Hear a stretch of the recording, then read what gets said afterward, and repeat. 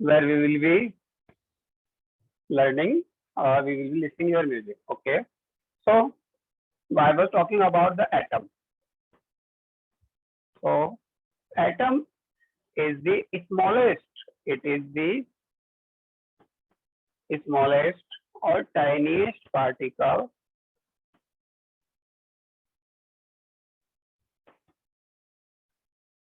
which participate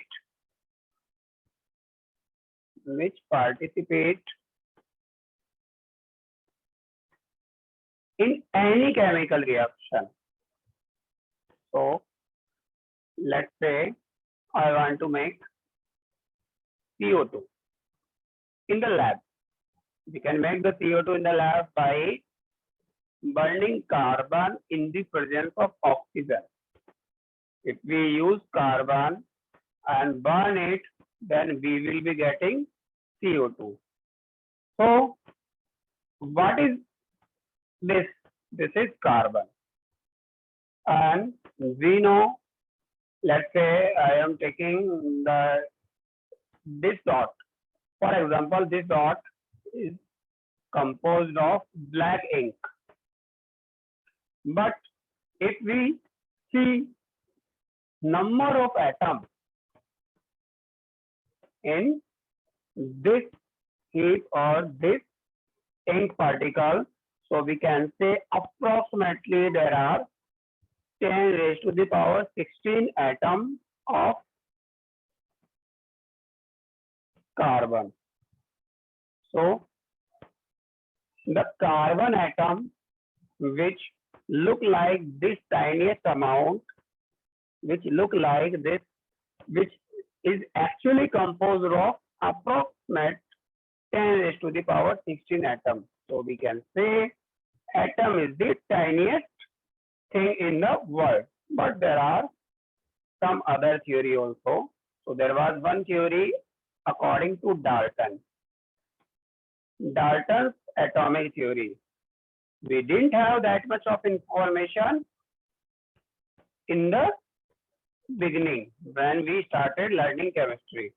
But as we move forward, there are so many theories, and the first theory which came into the chemistry was the Dalton's atomic theory.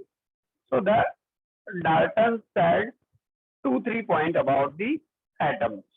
So there is 1 point. According to him, it was the point of his theory. So according to him, atom is the smallest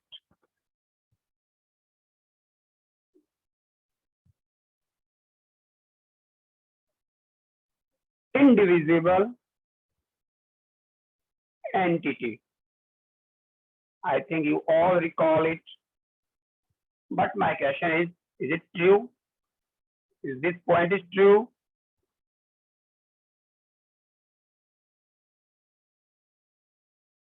Can we confirm it was true or not?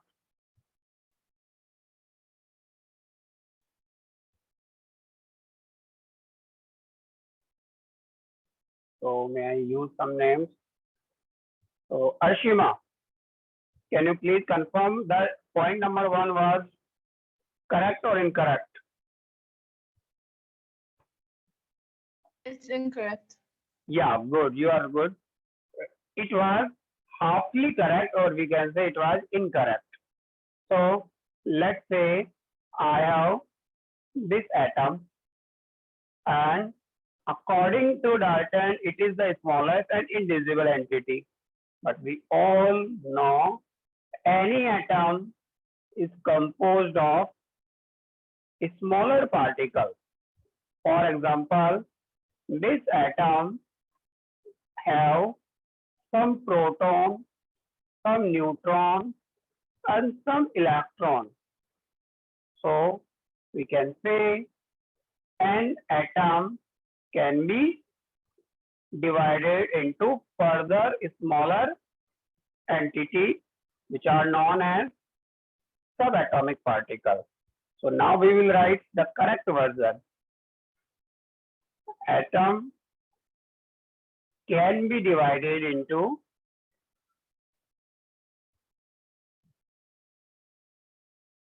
smaller subatomic particles.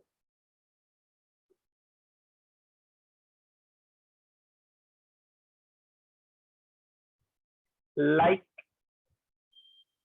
we have information about the electron, we have information about the proton, and we have information about the neutron also. But is there only 3 particles, or there may be other particles also? So there are approximately 35 other particles also.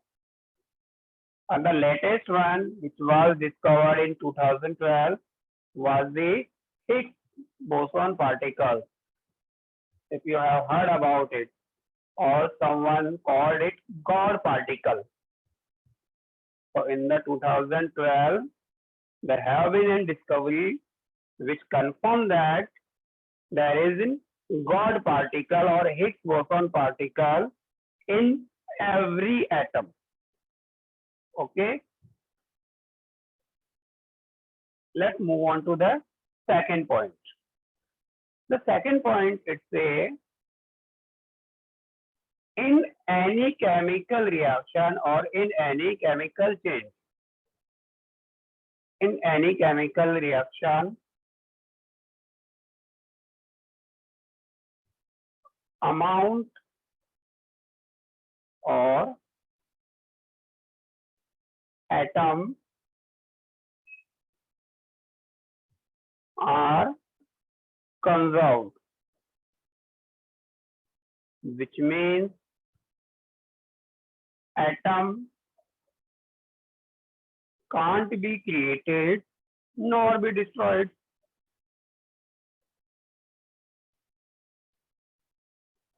So according to him, whenever any chemical reaction takes place, what happens?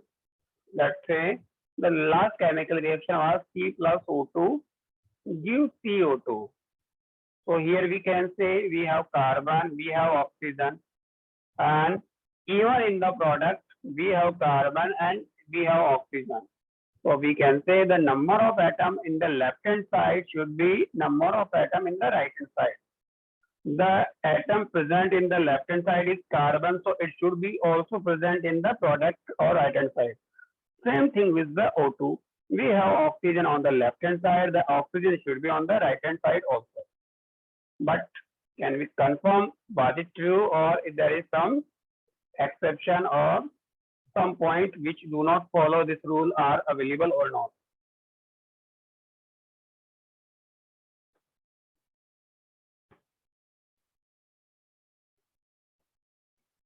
Okay.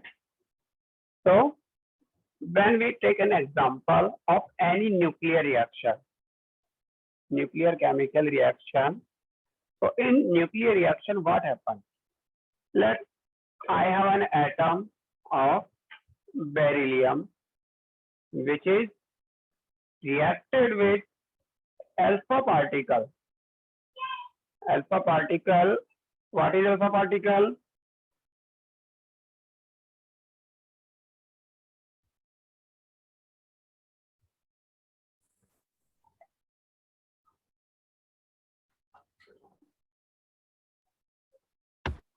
Hello, I cannot pronounce so many names.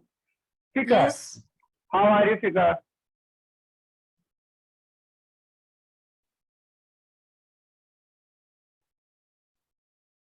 Fikar, can you please confirm, is there, what is the meaning of alpha particle?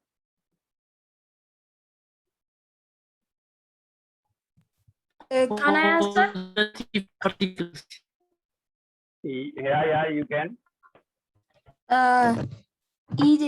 Alpha particle is a radiation that is one helium atom with no electrons. Good. It is Correct. 100% correct. You are good. So we have an element called helium, and it have 2 electrons and 2 protons. So what we do, when we remove 2 electrons, this will be converted into He2 positive. So this He2 positive is called alpha particle. So this alpha particle is nothing but He2 positive ion. Good. So now when we react or bombard beryllium atom with the alpha particle, we will be getting carbon which have mass 12, atomic number 6, and we have one more different particle which have no charge and mass as in 1. So this particle is called neutron. Good. Now let's move on to the third. According to Dalton, what happened? According to Dalton, two atoms of same element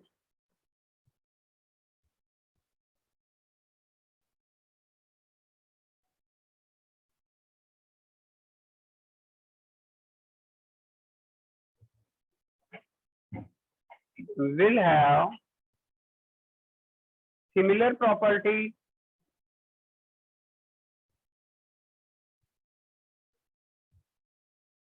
and two elements,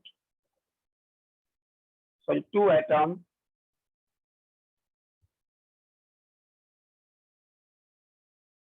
of different elements should have different property.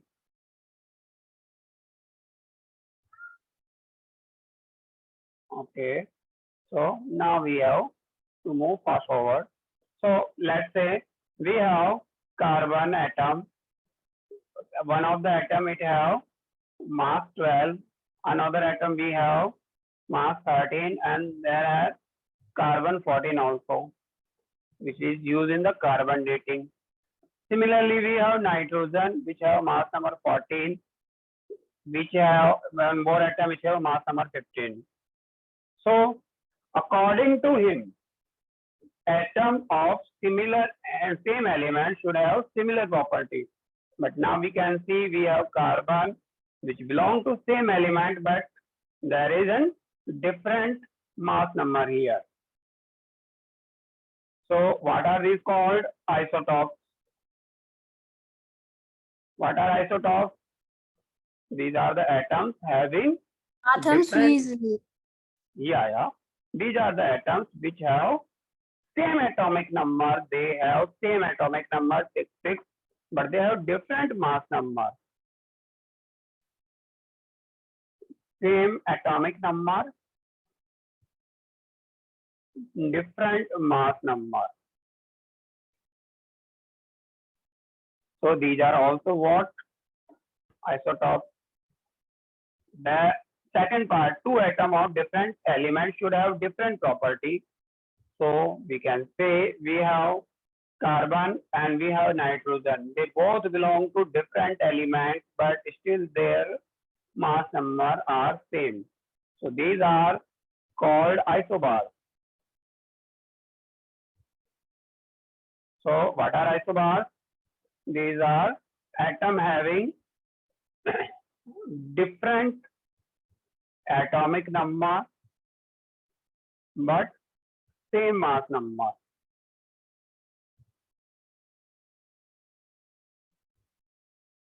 Got it? yes. Good. So now we have to talk about the structure of atom. So there have been some conclusion that atom is not the tiniest or smallest entity. It is composed of electron, proton, neutron, and 35 other particles. So how did we get information about these particles? We used cathode ray experiment for electron and proton. Cathode experiment.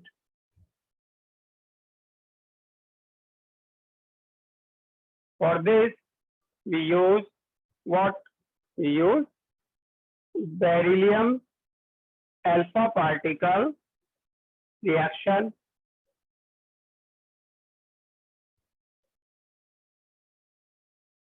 And for all these other particles, we have a lab in the Switzerland known as CERN, CERN.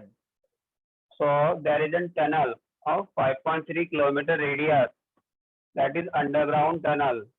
So what they do, they have tunnel and they accelerate one atom from this side, another atom from this side, and they go round and round for 2 years, 3 years, 4 years, depending upon their experiment. So after 2 years, 3 years motion, the particle get enough amount of energy, kinetic energy. So when they are collided, there may be some Big Bang.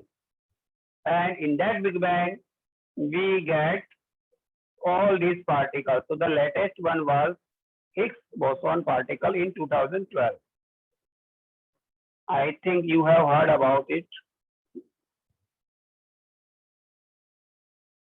So this is beyond our subject, or this is even beyond PhD, postdoc. So we will be taking up to the electron proton. So let's revise cathode experiment. How electron and proton was discovered? Let's recap it.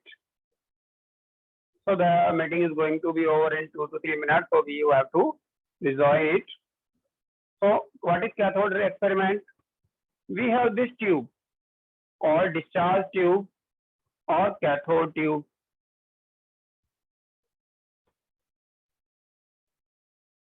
And in this tube, we have one metal plate, another metal plate,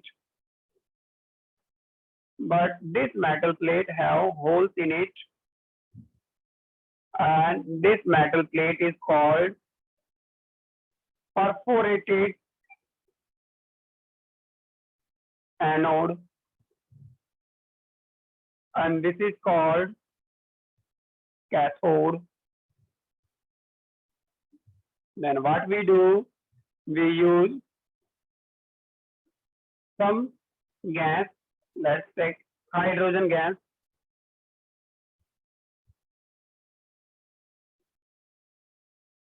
and we maintain very low pressure. So the pressure is approximate 10 raised to the power minus 2, 10 raised to the power minus 3 mm of Hg. It's a very low pressure. And we apply very high voltage.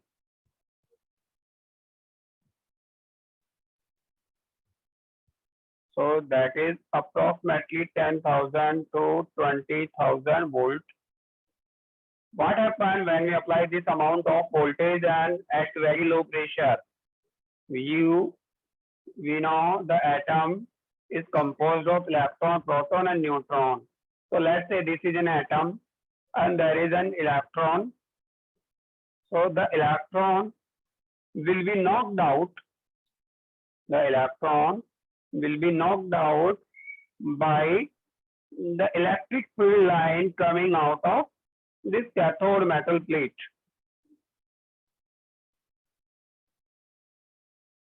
So let's say these are some atoms in which there is an electron, and when very high voltage are applied, so the electron can be knocked out by this ray.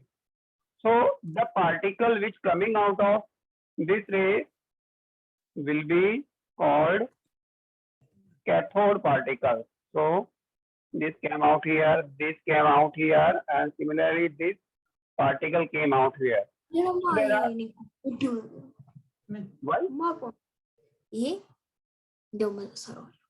What happened? So we can say there are so many these electron or cathode ray particles. So these particles collectively, these particle moves from cathode to anode. So these are called what? These are called cathode particles. And later we called them electron. Got it?